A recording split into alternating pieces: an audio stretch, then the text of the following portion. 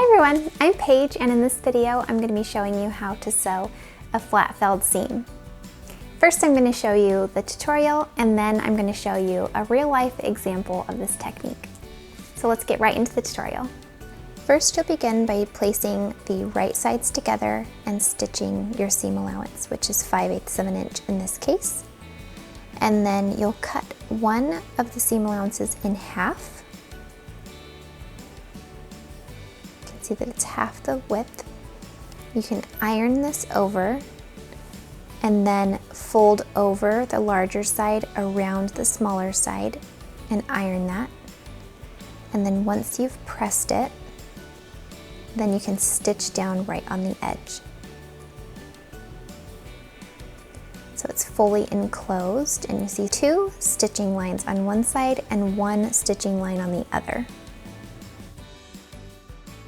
Alright, so that is how you sew a flat felled seam.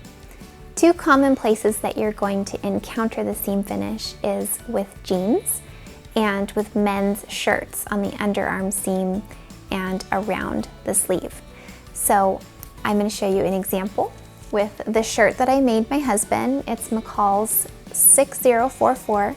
It's a great pattern, and I used flat felled seams around the arms and under the arms too. It gives a really nice finish, and it just feels good against the body because everything is flat. So this is what it looks like.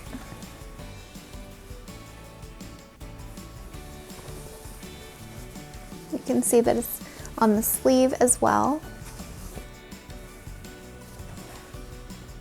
all the way down to the bottom.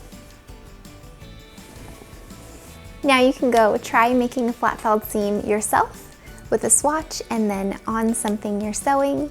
If you liked this video, you can give it a thumbs up down below, and you can click subscribe and the bell alert next to it to be notified anytime that I post a video. Until next time, go get creative and make something that you love. Bye!